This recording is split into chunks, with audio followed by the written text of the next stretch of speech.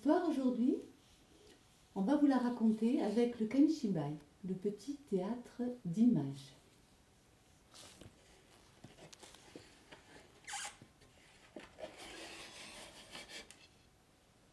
La leçon de la fontaine de Fabienne Thierry et Ali Bouzari aux éditions L'Irabelle.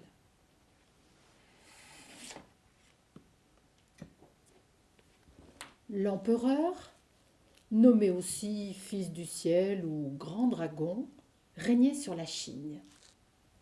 Sa fille, Bourgeon de Pivoine, régnait sur son père. Pas par son sourire, mais au contraire en ne riant jamais, sous aucun prétexte, quelles que soient les grimaces ou farces que l'on venait faire devant elle.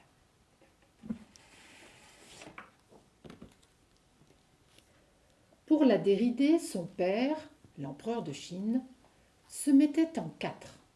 Il avait tout essayé, les acrobates, les chèvres savantes et les combats de grillons.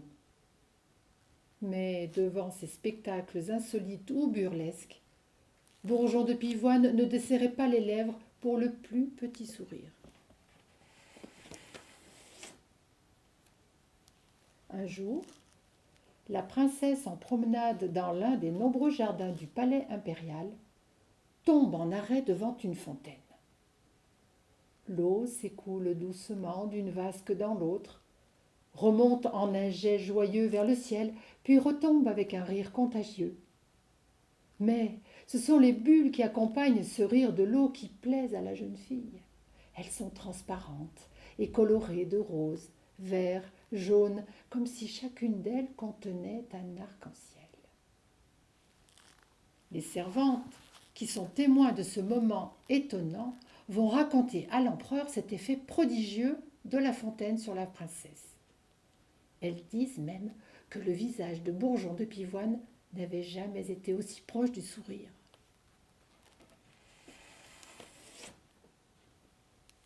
En écoutant cette bonne nouvelle, le cœur de l'empereur se remplit d'espoir. Il fait appeler sa fille. Alors, ma fille, cette fontaine te plaît? Voudrais-tu avoir la même, tout près de ta chambre, pour l'entendre chanter jour et nuit? Non, ce sont les bulles que j'aime. Je voudrais avoir un collier fabriqué avec ces bulles. L'empereur frappe le grand gong pour appeler le chef des orfèvres. Il l'emmène devant la fontaine et lui dit « Tu vois, ces bulles, il faut que tu les prennes et que tu en fasses un collier pour la princesse, et tout de suite. » « Mais c'est impossible, ces bulles sont insaisissables, vous le savez vous-même, grand dragon. » Débrouille-toi, il faut que ce collier soit fini demain. Le pauvre orfèvre désespéré sait déjà où cette histoire de bulles va le mener, dans les prisons du palais impérial. L'empereur est déjà en train d'appeler d'autres orfèvres.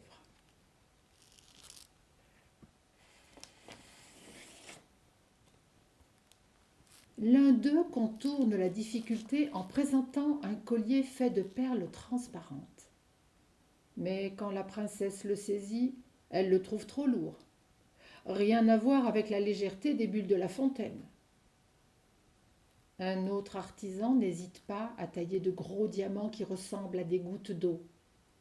Mais quand Bourgeon de Pivoine les touche, elle est frappée par leur dureté. C'est le contraire de ce qui la séduit dans les bulles de la fontaine.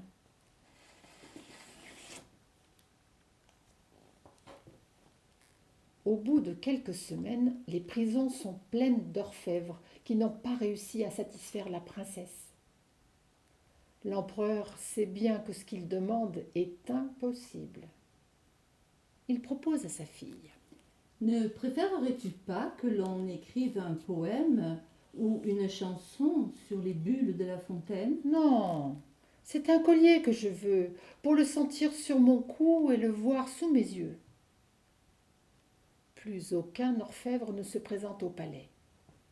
Tous se cachent pour éviter d'être jetés en prison. On dit même que tous les captifs seront condamnés à mort pour avoir trompé la princesse.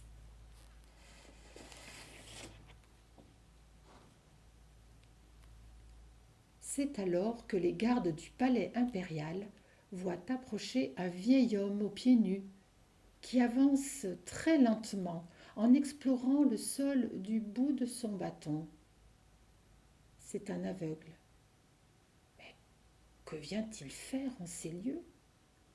Les gardes le préviennent. Tu veux vraiment aller rejoindre les autres orfèvres, entassés dans les geôles du palais? Sais-tu qu'ils vont bientôt tous être traversés par le sabre? Le vieil homme annonce sans hésiter. Je voudrais parler à l'empereur et à sa fille à propos du collier de Bulle. Les serviteurs transmettent la demande de ce visiteur inattendu. À la grande stupeur de tous, l'empereur accepte de le recevoir. On fait alors avancer le vieillard aux pieds nus qui entend la voix impériale lui ordonner « Parle. Qu'as-tu à dire à propos de ce collier de Bulle, toi qui ne vois même pas où tu mets les pieds? » Avant tout, je souhaite que les prisonniers soient libérés dès que le désir de la princesse sera comblé. Oui. Si la princesse sourit, tout le monde sera gracié. L'aveugle demande encore. Me permettra-t-on d'aller près de la fontaine avec la princesse afin qu'elle choisisse elle-même les bulles de son collier? L'empereur est de plus en plus stupéfait par l'assurance de ce vieil homme chancelant. Il fait appeler sa fille et lui dit « Allons ensemble à la fontaine choisir les plus belles bulles pour le collier. » Le père, la fille et le vieillard entourent maintenant la fontaine. La voix du visiteur aux pieds nus s'élève au-dessus du gazouillement de l'eau. Il encourage la princesse en lui tendant ses mains grandes ouvertes. Choisissez bien chaque bulle et déposez-la dans mes mains. Bourgeon de Pivoine choisit la plus grosse, mais sa main se referme sans rien saisir. Elle recommence, et la bulle encore se dérobe. Maintenant, la jeune fille essaie de les attraper tout à la fois, entre ses bras ouverts, penchés par-dessus la vasque. Mais ces bulles lui échappent, pour mieux renaître en bas de la chute d'eau. Alors, la princesse est soudain secouée par un grand rire qui se propage au vieillard, puis à son père. Et leurs trois rires se mêlent au chant de la fontaine. L'empereur annonce au vieil aveugle. « C'est grâce à toi que ma fille sourit enfin. » Non, c'est la fontaine qui lui a appris, dit le vieillard en baissant la voix. Depuis ce jour, la princesse a changé de nom. On l'appelle maintenant Cœur de Pivoine. L'empereur a fait libérer tous les prisonniers et le père et la fille savent maintenant qu'il est fou de s'acharner à saisir la beauté. Un aveugle aux pieds nus leur a fait découvrir qu'il suffit de s'en approcher pour s'en réjouir.